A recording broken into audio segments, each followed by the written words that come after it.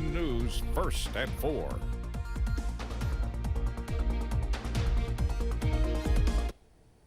And we begin first at 4 with some breaking news involving Kentucky basketball and a decision many members of the Big Blue Nation have been waiting on. Laurel County's Reed Shepherd has made his decision on where he will play basketball next season. Shepherd announced via social media just a few seconds ago, it literally just came down right before we went on the air, that he will enter the NBA draft next season. The former North Laurel Jaguar was the National Freshman of the Year at UK and is projected as a top 10 pick. Again, Reed Shepherd is going to the NBA. He just announced that on social media moments ago. We are working to queue up that announcement. We'll bring in our Armando Berry shortly during this newscast with much more on Reed Shepherd's announcement. But again, he is headed to the NBA, that announcement just moments ago. Former President Donald Trump's historic trial in New York resumed today with more complications in the jury selection process. Trump, the first former president to face criminal charges, is accused of falsifying business records in a so-called hush money case. CBS's Michael George reports from New York.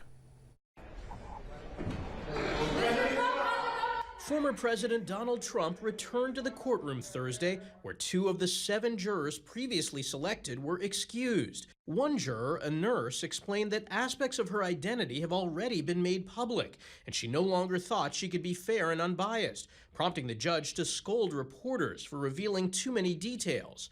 Another juror was later dismissed over possible inconsistencies in his answers to questions on Tuesday. The usually talkative former president was noticeably tight-lipped Thursday morning.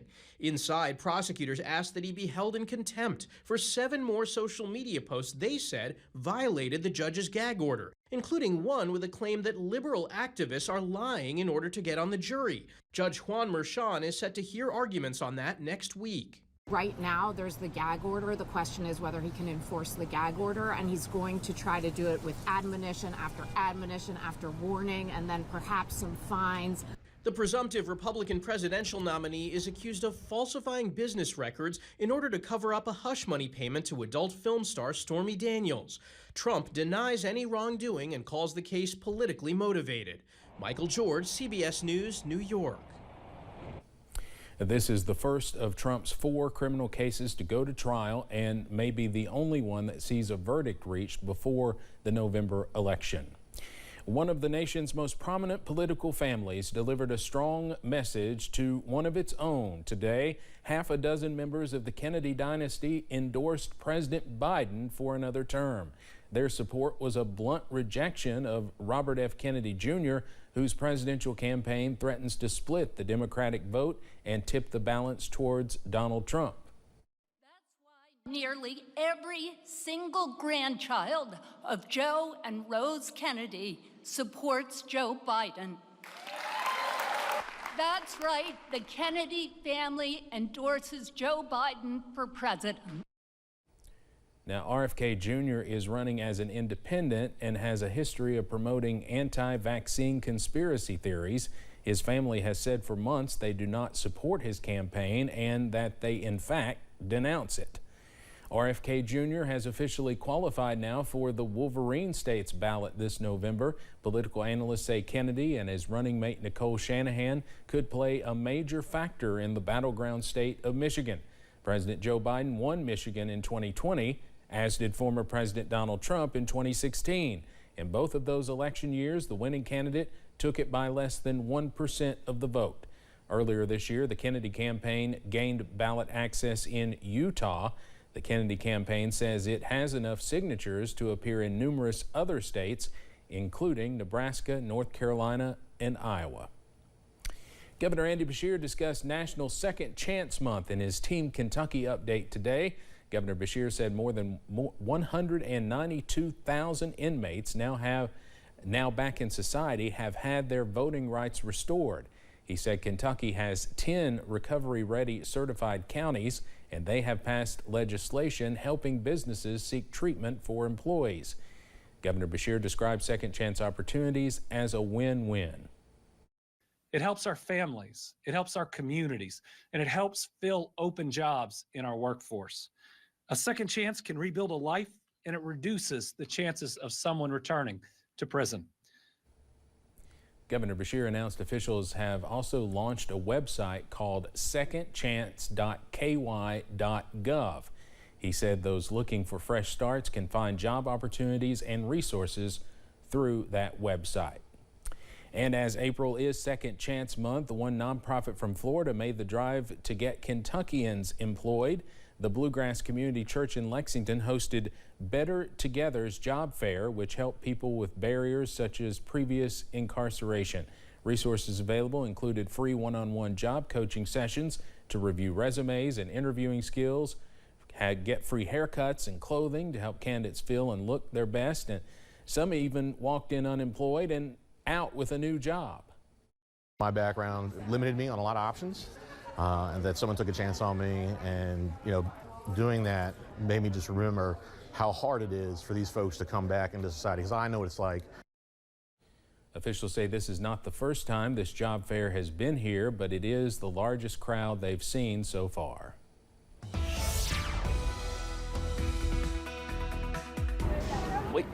We are live in downtown Pikeville for the Hillbilly Days Festival on day one of the festival, and the weather is fantastic here in downtown Pikeville. Plenty of blue skies, sunshine, also some warm weather. It feels more like May across eastern Kentucky on this Thursday. And a live look from downtown Pikeville from the US 119, US 23 intersection. Again, not much happening. That current temperature up to 80, and we should be close to 70 for this time of year. Most of us right now in the middle 80s, up to 83 in Irvin, 84 in Somerset, also 84 over in Manchester. So if you're heading out to Hillbilly Days, be sure to pack the water, also the sunscreen and the sunglasses, as we are tracking some warm and dry and sunny weather into this evening. But notice as we zoom out, we are tracking our next weather system, producing some severe storms right now for our friends in Missouri, also Illinois. That will continue pushing off to the east as we go into late parts of your Thursday.